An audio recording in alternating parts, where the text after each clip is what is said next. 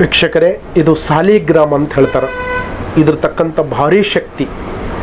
ಇದು ಬ್ರಾಹ್ಮಣರು, ಕ್ಷತ್ರಿ ಮತ್ತು ಒಳ್ಳೆಯ ದೊಡ್ಡ ಬಿಸ್ನೆಸ್ದವರು ಪ್ರತಿಯೊಂದು ಮನೆಯಲ್ಲಿ ಇಟ್ಟಿರ್ತಾರೆ ಮತ್ತು ಕೆಲವು ಪೂಜೆಯನ್ನು ಮಾಡ್ತಾ ಇರ್ತಾರೆ.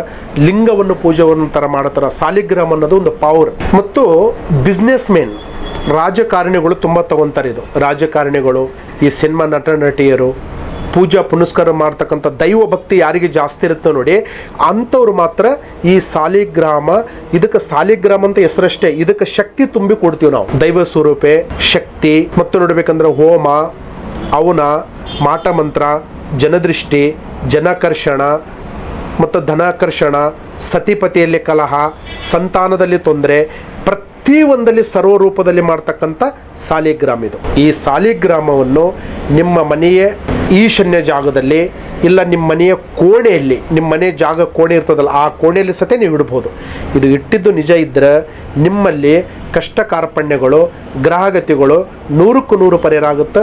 ಇದು ಭಗವಂತನ ಸ್ವರೂಪೆ, ಭಗವಂತ ನಿರ್ಣಯ. ಇದು ಎಷ್ಟೋ ಜನಕ್ಕೆ ನಾವು ಮಾಡಿಕೊಟ್ಟಿದ್ದೀವಿ, ಎಷ್ಟೋ ಜನ ತೊಗೊಂಡಿದ್ದಾರೆ, ಎಷ್ಟೋ ಜನ ಪಡ್ಕೊಂಡಿದ್ದಾರೆ. ಒಂದು ಕಾಲ್ ಮಾಡಿ ಇದು ಪಡೆದುಕೊಳ್ಳೋಕೆ ಒಂದು ಅವಕಾಶ ಮಾಡಿ, ನಿಮ್ಮ ಮನೆ ಡೋರಿಗೆ ಬರುತ್ತೆ, ಇಲ್ಲ ನೇರವಾಗಿ ನಮಗೆ ಸತೆ ಭೇಟಿ ಆಗ್ಬೋದು. ಇದು ಸರ್ವದೋಷಕ ಪರಿಹಾರ ಸಾಲಿಗ್ರಾಮ ಅಂತ ಇದರ ಹೆಸರು. ಪರಿಹಾರ ಕೊಡುತ್ತೇವೆ. ಇದಕ್ಕೆ ಜೀವಕಳ ತುಂಬಿ ಎಲ್ಲಿ ಬೇಕಲ್ಲಿ ತಗೋಬೇಡಿ, ಎಲ್ಲಿ ಬೇಕಲ್ಲಿ ಪರಿಹಾರ ಆಗೋದಿಲ್ಲ. ಇದಕ್ಕೆ ತಕ್ಕಂಥ ಪರಿಹಾರ ಮಾಡಿಕೊಟ್ರೆ ಸರಿ ಹೋಗುತ್ತೆ ಅನ್ನೋದು ನಮ್ಮ ಮಾರ್ಗದರ್ಶನ. ಒಳ್ಳೆಯದಾಗಲಿ.